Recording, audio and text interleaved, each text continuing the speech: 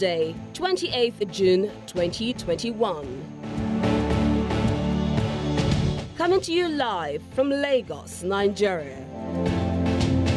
This is Breakfast Central.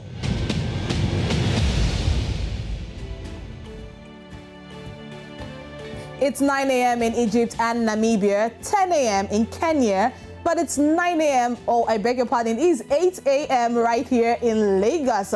Welcome to the first Breakfast Central for the week, the very last Monday in the month of June, being 28th of June, 2021. Reaching you live from our Lagos studio, I am Oluchi Inabong. Well, good morning, Africa. I am Oli Sachikuma, and it is indeed such a delight and a pleasure to have you start your Monday with us as we take you through the happenings all across the continent of Africa. But here are headlines for today, June 28, 2021. We'll start in Nigeria, where the government is to tax global tech firms. We'll tell you all about it on the program. And we will still be talking about Nigeria. Anambra State as controversy rocks the gubernatorial primaries. Straight to Somalia, where they've executed militants amid deadly attacks in the country. And in the water sports, Ronaldo's Portugal knockoff on in terms of Euro 2021. Also, the latest when it comes to COVID-19 updates right here on Breakfast Central on News Central.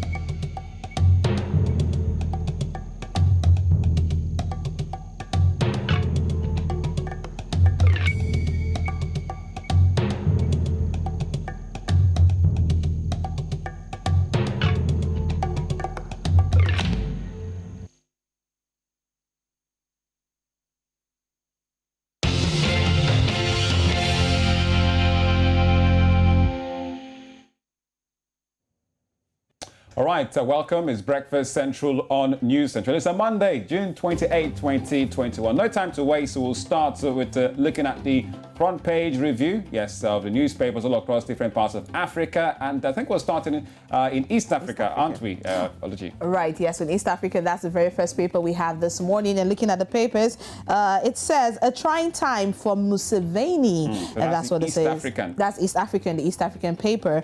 New deadly COVID-19 wave threatens to hold up the formation of six-term administration as it takes toll on officials, hospitals, and the economy. This is on page 10 of the East African paper this morning.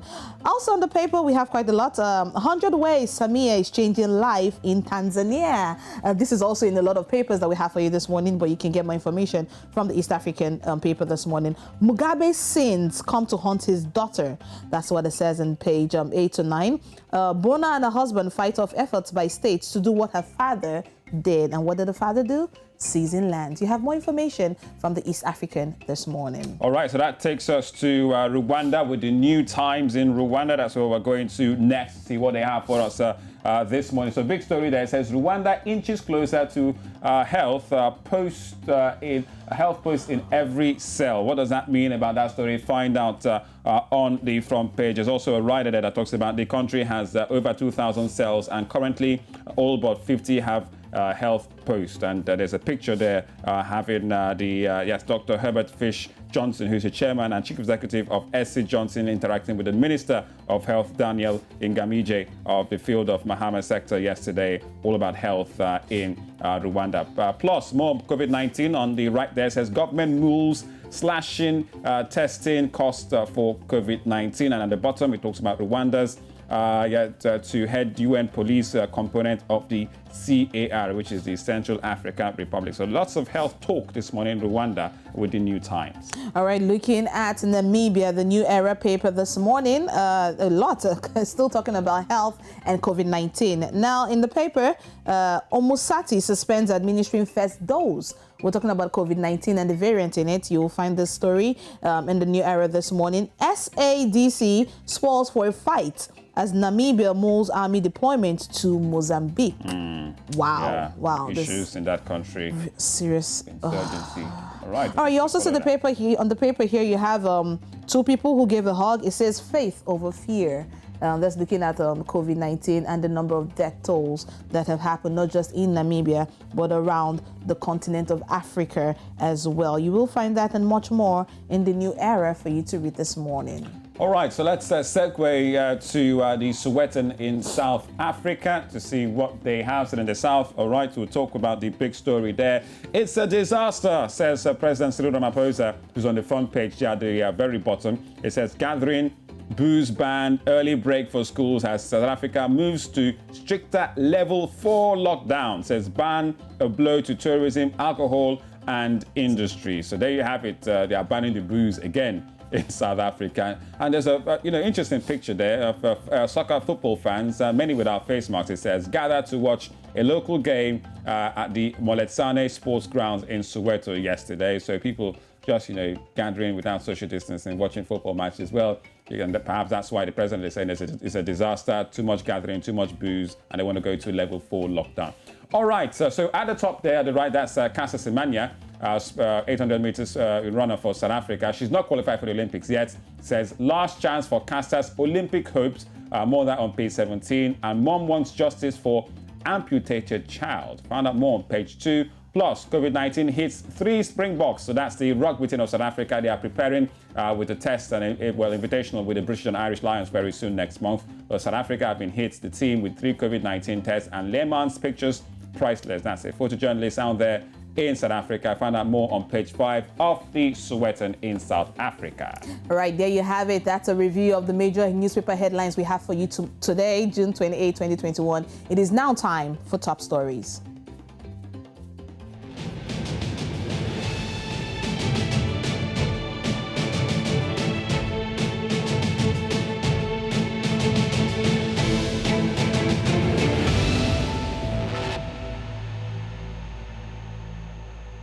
All right, so we're coming home to Nigeria, where Vice President Yemi Osinbajo has revealed that the country is set to utilize its legal provisions that empower the federal government to collect taxes on profits made in the country by global tech and digital firms not based in the country.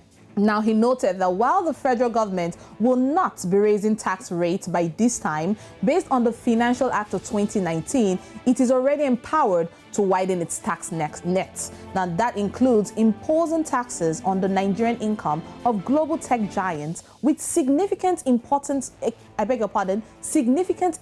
presence in the country. Now, even if they have not established a fiscal office or permanent establishment and are currently not paying taxes in Nigeria. Well, let's tell you what Nigeria's Finance Act of 2019 says about Company Tax Act. So it says, quote, a company will pay taxes if it transmits, emits, or receives signals, sounds, messages, images, or data of any kind by cable, radio, electromagnetic systems, or any other electronic or wireless apparatus to Nigeria in respect of any activity, including electronic commerce. Now, application store, high-frequency trading, electronic data storage, online adverts included, participative network platform, online payments, and so on, to the extent that the company has a significant economic presence in Nigeria and profits can be attributable to the activity. Well, to really make sense of this all, let's bring on Tomiwa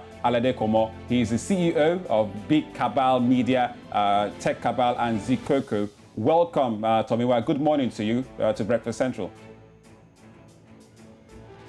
Hello, Tomiwa. Good morning. Good morning. Thank you for having me. Good morning, Tomiwa. Now, tell us your thoughts exactly on the Vice President's comment regarding taxes, especially for tech giants in Nigeria. I think there's some value to it. As with a lot of things like this, it does depend on the implementation. It depends on the government engaging in detail with these platforms. I think there's a global movement to tax the big technology companies more robustly across the world. And you'll see that a couple of weeks ago, the G7, which is sort of the 7 leading economies in the world, kind of except China, came together and agreed on a minimum tax. And that's really targeted at tech giants who frequently operate in one company but make a lot of their profits in other countries. And so this is a move that's happening across the world, but its implementation really, really matters. And The challenge with the Nigerian government is that they don't always think through the impact of these things. They don't always engage fully with these tech platforms. You have to consider the economic impact of things like banning a tech platform from operating in your country, the kind of hardship it imposes on people who've built businesses on it. But should the Nigerian government attempt to collect tax from companies that are making, that are driving economic value, because a lot of these companies, profitability is quite interesting to talk about in the tech industry. I think it's fair for the Nigerian government to attempt to impose taxes. Implementation, proper engagement, doing their homework, and above all, considering the impact of any of their actions on the Nigerian populace, on its ability to make a living, on its ability to engage with the internet is absolutely critical. All right, Tomiwa. Now, walk us through what this move means for the Nigerian government, and especially for you guys in tech. And when you say big global tech companies, let's mention names. Who are they talking about here? Who are they targeting? We're talking about Facebook. We're talking about Twitter. We're talking about Netflix. We're talking about YouTube, which is of course what Google.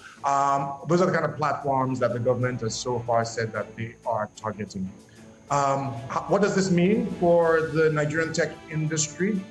For us, I think what's critical is that any regulation be thoughtful, that it not foreclose economic activity, that it not make Nigeria look like a hostile and difficult place to do business in. And so with long engagement, with thoughtful consultation with people within the Nigerian tech industry, with thoughtful consultation with the global tech players, whether it's your Facebooks and your Netflixes, etc., there definitely is the opportunity to impose a tax that's seen as fair, to come to a solution that does not prevent people from wanting to do business in Nigeria. I think what really hurts us as an industry is when the government makes rash regulatory moves without doing any sort of cost-benefit analysis, without engaging extensively with the industry ahead of time, without considering the implications for the people. Those are the places where you then have adverse effect on the Nigerian populace, on the industry, and on our economy, because we're not such a big economy that we can afford to drive away any productive economic activity. And of course, the internet and technology is where sort of the future is, and some of the most promising businesses in the country are. Right, cost-benefit analysis, or as it were, the SWOT analysis for any business concern. Now, collecting taxes from foreign tech companies, it seems to be a new resolve, not just for the African countries, because if you look outside the African continent, you have Europe right now, who is also asking questions and charging the likes of Facebook, Google's, and other tech companies. How do you think in this particular case, especially in Nigeria, where one of the tech giants, Twitter, has been banned, how do you think this will benefit Nigeria? Again, we need more taxes. As a country, we don't collect enough taxes from the businesses that do business here, whether they're Nigerian or they're foreign. And so if the Nigerian government is successful in engaging with these companies and actually increasing our tax base, that's fantastic. The Twitter ban, as Tekabal wrote in an editorial, we thought was wrong-headed, we thought it was rash, we thought it was done without a lot of consultation. But I will say that it has been effective in that it has brought Twitter to the negotiating table with the Nigerian government, which they could have accomplished without banning something that millions of people make a living off of in the country. But there's ongoing engagement between Twitter and the Nigerian government at the moment.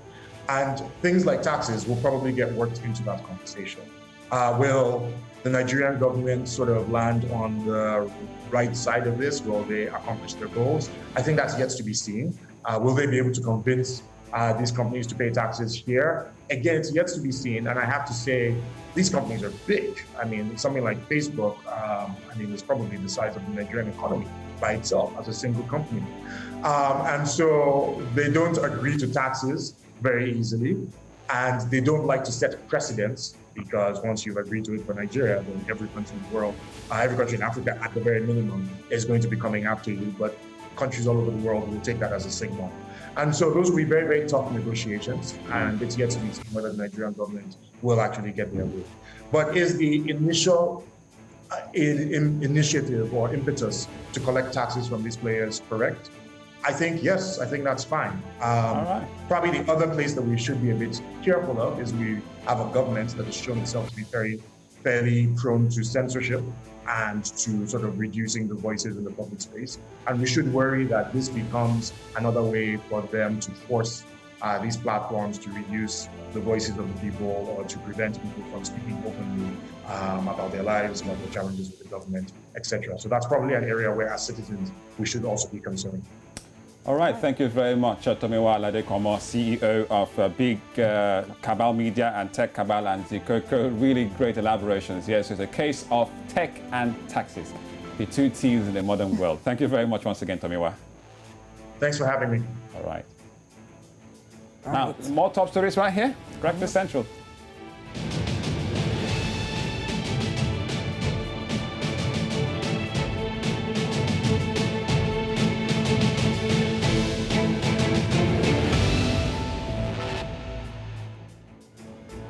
We're still sticking with stories in Nigeria where court injunctions and factional primaries were some of the controversies that trailed last week's conduct of the gubernatorial primaries conducted by 3 political parties in Anambra State, southeast Nigeria, ahead of the November 6 governorship poll. Now, the parties are the All Progressive Grand Alliance, which is ABGA, the People's Democratic Party, PDP, and the All Progressive Congress, APC. Different factional primaries were reported with different winners announced. Now, what does this mean for the state ahead of the November 6 election in the state and for the nation as it prepares for 2023? That is the big question. Let's see some facts surrounding the candidates and just to check out some of the graphics for you on screen. Now, the likes of Ugochukwu Uba, he emerged winner of the primaries conducted by the Chris Uba-led faction of the PDP and represented Anambra South Senatorial Zone at the Senate from back in 2003-2007. Right. Still on Uba, he secured 275 votes to defeat other aspirants at the primary election, which was held at the University of St. Paul in Awka, capital of the state. It is quite a controversial one there. So Valentine Chineto Zigbo. Now, he won the primaries backed by the National Working Committee of the party, and PDP's National Working Committee announced the likes of Valentine Ozigbo, winner of his primary election held at the Dora Akuyili Women's Center in Awka. All right, now joined by constitutional lawyer and former lawmaker Barrister Nwabweze who joins us via phone this morning. Barrister Nwabweze, good morning. Welcome to Breakfast Central. Good morning, sir. Good morning for having me. Good morning. Let's get started by getting your view on the outcome of the primaries that happened just last week in Anambra State, starting with that of the ruling party of the state, ABGA. The primaries have come and gone. It is exactly what you expect. In Nigeria, everything about politics is almost a do or die affair. People behave as if there is no tomorrow, and as if they don't get the election, they will die. In any event, after election, after primary, it was held very beautifully well. It's not as confusing as that of PDP. And of course, you know that for any party primaries to be valid, it must be witnessed by INEC officials. That is the provision of the Electoral Act 2015.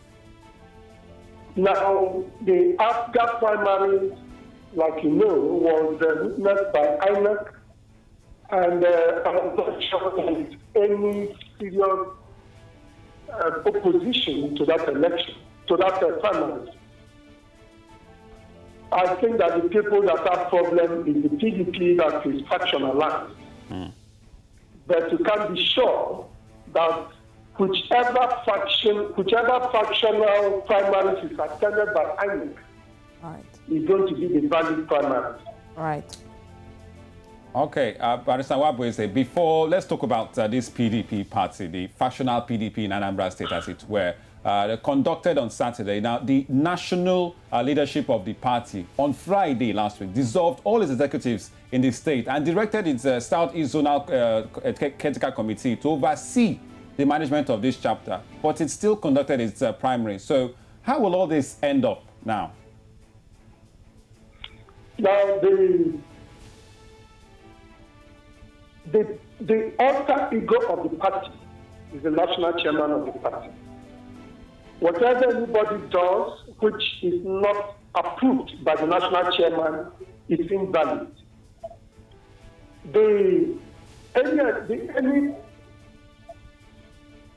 Any letter that is going to be accepted by INEC is the one that is signed by the national chairman. Now, the national chairman has set up a caretaker committee, that is the Southeast, and said, oversee this election.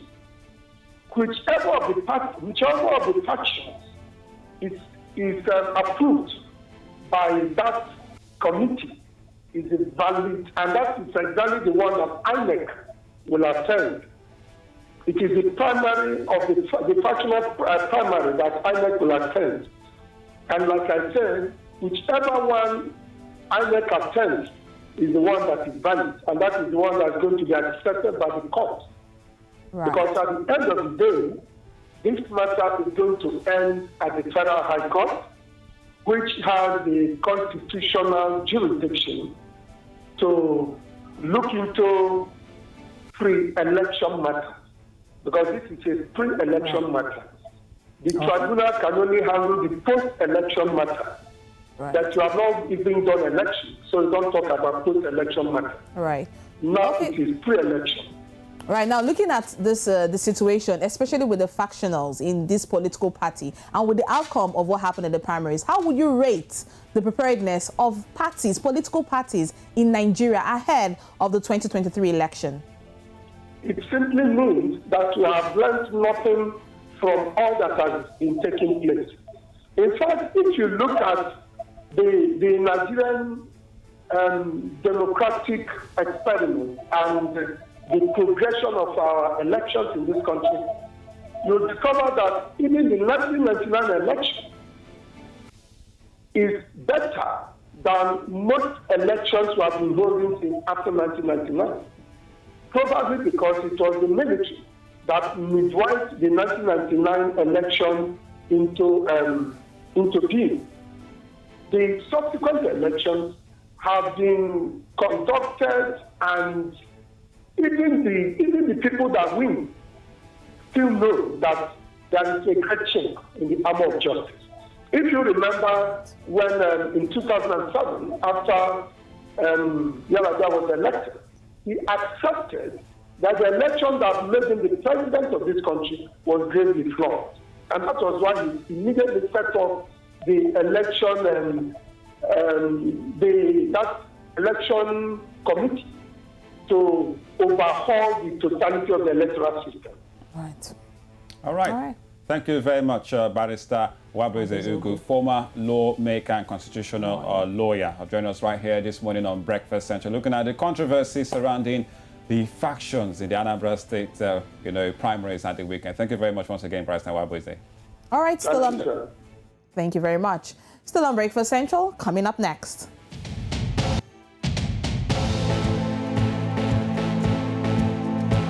Updates on COVID-19 we'll be giving you all with Bernard Akede. Plus, Euro 2020, Ronaldo and the Portuguese have been shown the exit door. And the world of entertainment, Burna Boy wins BET Best International Act.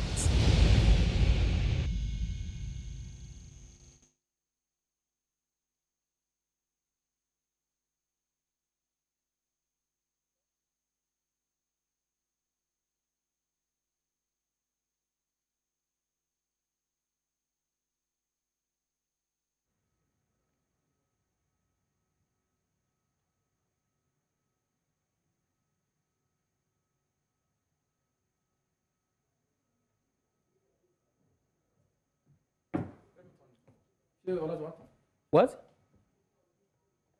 No, I don't put Aboniki balm on top. I don't feel like am. But I put on the deal.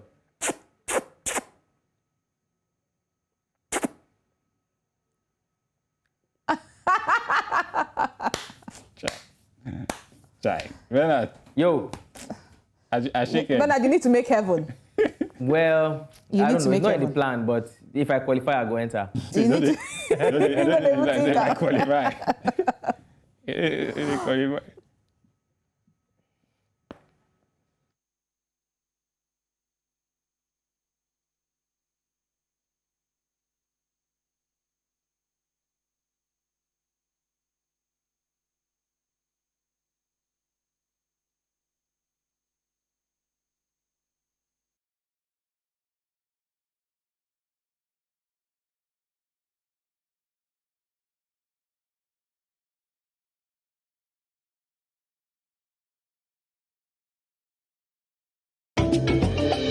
News Central ní ẹ̀ ń wò.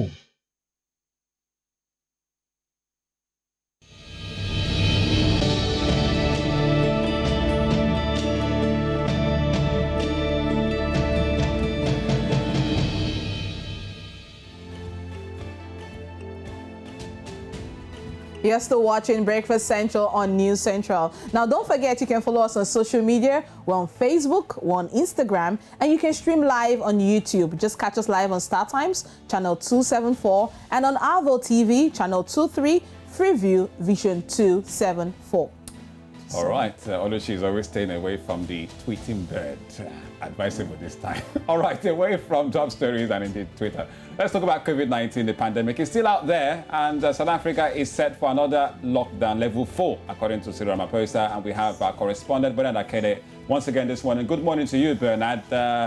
South Africa and lockdowns and staying away from booze and tourism. What's the latest? Yeah, good morning, guys. Well, sadly, it's not been so good for South Africa. It might not be a very good morning for them because that's where we're starting from. And the country has moved to a level 4 lockdown from last night with additional restrictions for the next 2 weeks, rightly said, like Olisa had mentioned.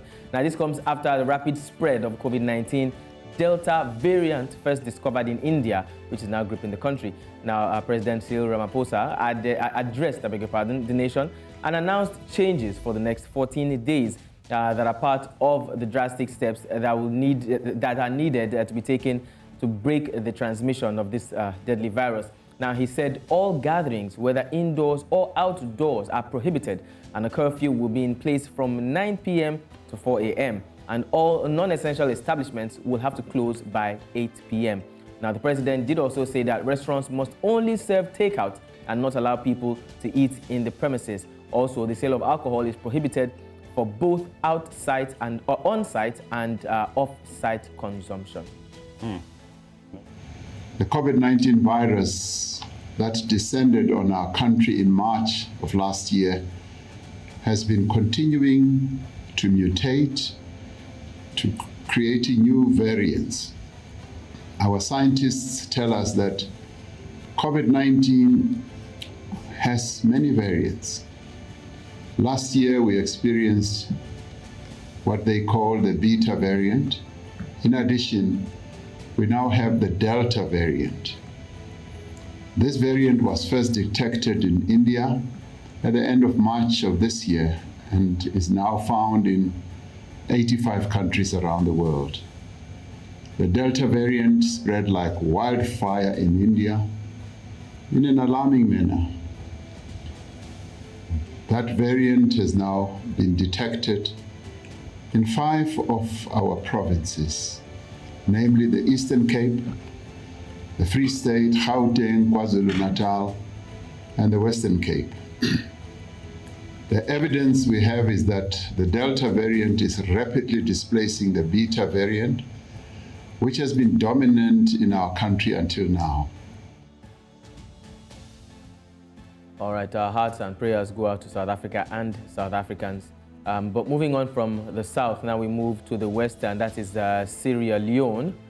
But before then, we hear that, within 19 related deaths have been, now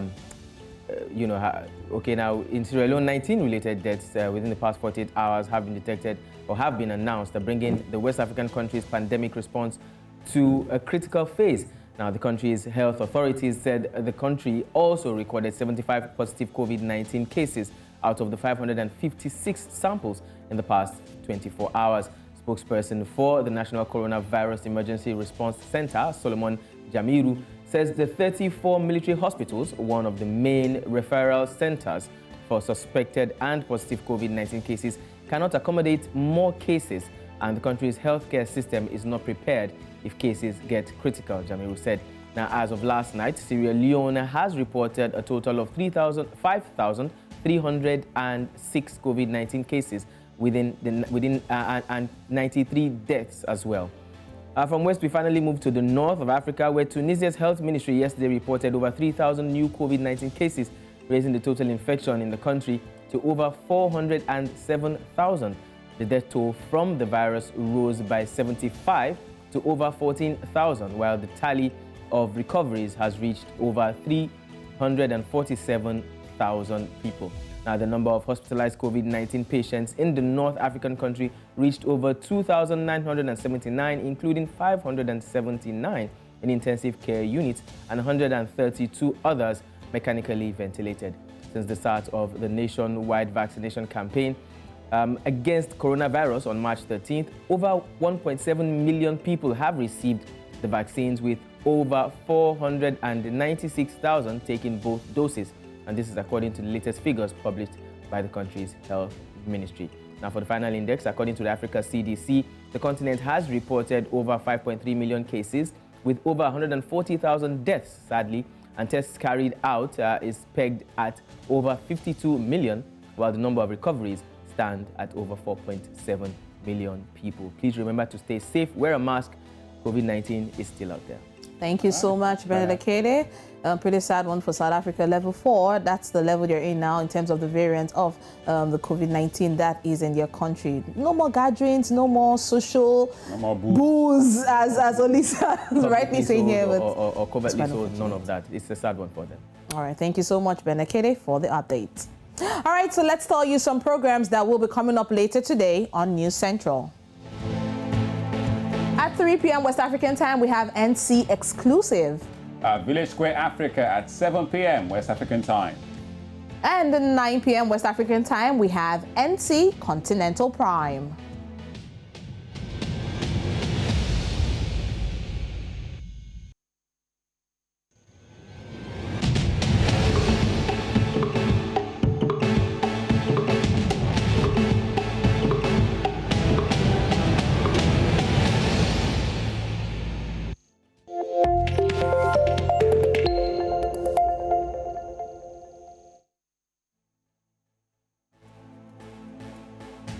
All right, welcome back. So you're watching Breakfast Central on News Central on this wonderful Monday, and we have quite something quite bizarre to bring to you this morning on What Was That?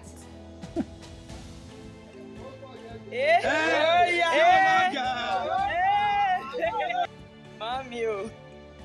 Eso.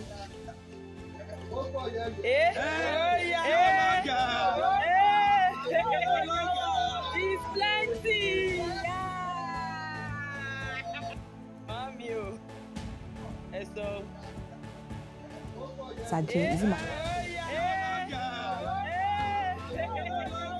He's plenty. Wow. All right. Talk about what a man can do, a woman can do even better. I mean, Olisa, I need to. You know what I'm saying? Oh my gosh. Oh my gosh. So that's a popular Yoruba actress, yes. She's a very popular Yoruba actress, yes. Just trying out, some like dumbbells. I don't know what to call that one. Yeah, that's our own African-made dumbbells, Olisa. Come on, I'm proud of it. It was quite a lift, and she looked comfortable, pulling that off. Yeah, look at that. Even I will struggle, It was just like a cup of tea. She was just, easy breezy. Easy breezy does it. All right, talking about fitness has no age limit. That takes us straight to entertainment, and we've got Sam Dandy once again in the house. Sam Dandy, I know that's a Yoruba actress, Madam Sajay. She's doing it. I don't think that is in your weight category. Sam Dandy. Absolutely not. I agree with you. Both of us can do it. Okay. Speak for yourself. All right, Sam. What's going on in the latest of entertainment? All right, so let me give you the gist, right? So, of course, over the weekend, the VGMAs happened. Now, that alone is great because that is Ghana's biggest music award. So now it happened, and then award-winning artist Diana Hamilton emerged as the winner of the Ultimate Award. Now, when you say Ultimate Award, of course, I'm talking about Artist of the Year. Now, of course, she beat Kiddy, she beat Sarkodie, Kwame Eugene's, and that's big, right? Now, she was nominated for 6 places and then won 4 awards in total. Now, Kiddy was also a big winner for that, event because he had 4 awards in total. Now, from his 8 nominations, now he won Best Afrobeat, Afropop Artist of the Year, Song of the Year with his Say Cheese song, and of course, EP of the Year. Now, Adina had the most nominations, and I'm talking 11 nominations at one night. That is big. And she managed to, of course, get 3 out of those, including Album of the Year for her latest album titled Araba. Now, Best New Artist went to Mr. Drew. Now, this particular one got my attention because Jackie was also in that category, and we all know Jackie, her song with Forever, featuring Omale, the remix, is big. So we were expecting Jackie to win that one. Well, international collaboration went to Bajo, which is Kwesi Arthur featuring Nigeria's Joe Boy. That's a great song. South African Master KG won African Artist of the Year. And Jerusalem was a great song. He beat Burna Boy, Whiskey Davido, Fireboy in that category. Now, in total, there were about 30 winners at, over the weekend, the VGMAs. And yeah, it's organized annually to celebrate, Ghana and the incredible, artistry. And it's a 22nd edition, so we're looking forward to, growth and celebrating more Ghanaians, of course. Now, let me move from that now to this one. So over a year, there was the first teaser. We saw the first teaser for Daniel's film. Now, it's titled, of course, trailer for Daniel Ademinokan's anticipated feature film called Gone. Now, finally, we get a full trailer of what's happening. Now, of course, it debuted amidst people saying that it will premiere in Nigeria July 9th. Once there's confirmation, I'll make sure I bring that to you. July 9th.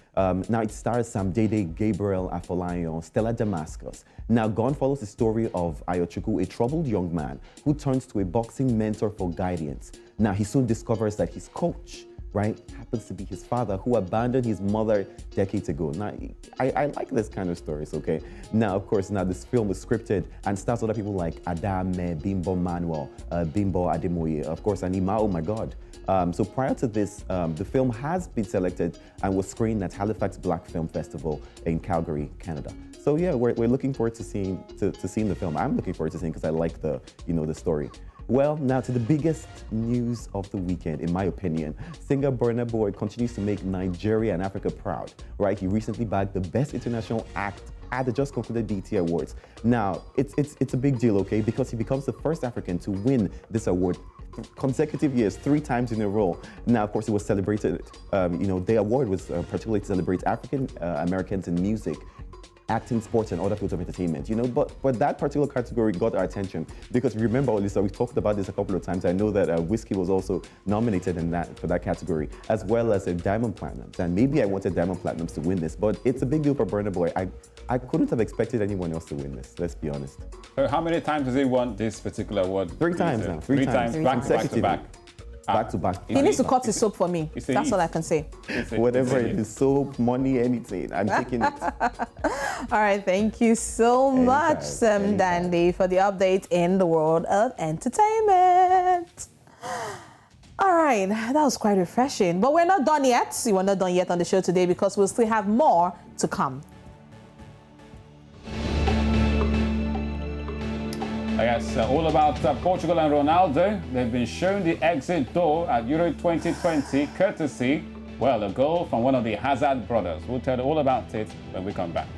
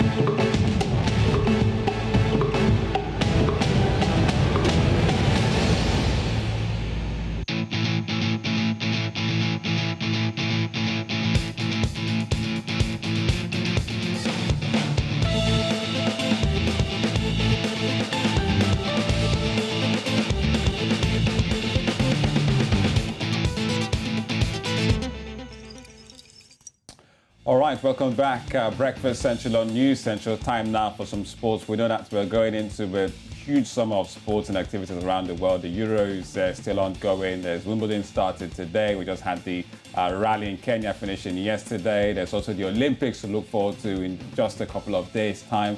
Where do we begin? Well, I'm joined by none other than News Central's First Lady of Sports, Onyechi Obaro. We've missed her on the breakfast. Onyechi, good morning to you. Good morning, Olisa. Nice to be back here on Breakfast Show. All right. Oluchi, is it me or does Onye look a bit Swedish? Well, I know I like the color she has on right now. Well, Onye, tell us what's happening in the world of sport. Yeah, in the world of sport, of course, it's all from the Euro 2020, of course, where we had world champions Belgium take out Portugal, who are the defending champions of the Euro 2020. And looking at that, you could see that it made Ronaldo fall short of that one goal that could seal him as the top scorer in the men division when it comes to international duties. Now, surprising thing about that is that Portugal had 24 chances. They couldn't even get one goal there, while Belgium had 6 and 1 on target, got them that goal. And again, we could say celebrating that goal there was Hazard's brother, Jurgen Hazard, who had the goal there and made Rui Patricio fall short of his left foot. He couldn't go to the right area and that bumped into the net. It was a good one for Belgium there, having to fight so hard. Another that got our attention was that of Netherlands and Czech Republic. Nobody had thought that Czech Republic would go through to the last 8 of the Euro 2020, but they did. Celebration goal there, coming 2 goals. A big decision, wrong one from the coach of Netherlands, of course, taking out a forward after their red card there. At the point where Martins de Ligt had that handball there, VAR had given the penalty and, of course, a free kick, to mention a few. And, of course, the fact that the red card, decapitated Netherlands there. They had fallen short of 1 man, so 10 men in the field there. But that really cost them a lot. 2 goals it ended against Netherlands there. And Czech Republic are through to the last 8 of the Euro 2020. All right, so Ronaldo and the Portuguese, who were defending champions before last night's game, have been knocked out by the Belgians, who look like, okay, it might just be the time for the golden generation of these Belgian players, Hazard, yes, of course. Lukaku. And maybe a time for them to have a silverware. They are the world champions. They've been leading at the top of the table in the FIFA rankings, but don't have any silverware to their name. Maybe this is a chance for them in the Euro 2020. All right, and Czech Republic, checking out the Dutch, as it were, really poor showing from them last night. All right, so Czech Republic are in, Netherlands are in, out, which means the Belgium are also in. On Saturday, Wales were knocked out, Denmark in, and also the Italians through. Today we'll have matches, right? So we can check out the fixtures. Croatia against Spain is one of those matches, and not forgetting, hey, world champions France against the Switzerland side. Yes, this fixture for Croatia and Spain is going to be the battle of the fittest. Of course, 2 elephants on the field there. We'll be hoping to see Spain bring another of their performance. They had 5 goals through to this last 16. Maybe they should be able to have something spectacular against Croatia. But Croatia is not a side to undermine. Don't underestimate them, because they can bring the surprise that you never expected to the field. Of course, 1 man who has not been pulling them through, say Luka Modric. But would say for sure that so far, making it to the last 16 itself, it was a big surprise for Croatia. Maybe Spain can bring their whole lot to the field. But remember that it has not been so good for Morata himself representing Spain there. So we'll be hoping that he brings his scoring mojo back again. If he cannot do so much with the legs, maybe he should try with his head. He's so good with that. The coach can deploy him in a very spectacular area, and maybe he brings what he is known for, the scoring mojo. Then for France who are, of course, the World Cup champions. You don't have to just think about any other thing against Switzerland there. But Switzerland's a good side, but France know their onions so well. So I'm giving it up for France in that fixture there. All right, Onyechi Obaro, I'm sure we'll catch you later, because apart from the Euros, there's also the CAF Confederations Cup matches we saw yesterday. GS Kabylie going through, beating their opponents 3-0. And Raja Casablanca penalty shootout, they're also through. Wimbledon starts today. Ons Jabeur, Serena Williams, Novak Lloyd Djokovic. Harris for South Africa. All will be showing up in the Wimbledon today. But Serena Williams has said, of course, that she would not be playing in the Tokyo Olympic Games. So right now, maybe she has a focus so much on the Wimbledon, taking out the likes of Naomi Osaka. We get to see her. Maybe she can get another Grand Slam at this time. All right, grass court tournaments in the world of tennis. Thank you very much. Yoichi Obaro looking very Swedish. This one, I can't get it out of my head. Well, thank you very much, Yoichi. Thank you so much, Olita. Thank you. All right. Well, quite an easy one. Yeah, quite packed. Politics in Nigeria, factional PDP, APC, APGA in Anambra State, but also the big story about taxing big tech companies and what that may mean. In Nigeria. People. And then looking at the COVID-19 update, looking at South Africa, they've entered level 4, as it were. That means there are more restrictions that have been put. Gatherings, indoor, outdoor has been cancelled. It's totally prohibited. Booze has been put a halt on. I don't know how people will be able to manage their mental health at this stage, because that's a crucial part for everyone in Africa and beyond in general. All right, so there you have it on Breakfast Central for today. It's a Monday, but don't worry, we'll be here again once again tomorrow, 29th of June, Tuesday, 2021, with another African breakfast news programming package served hot.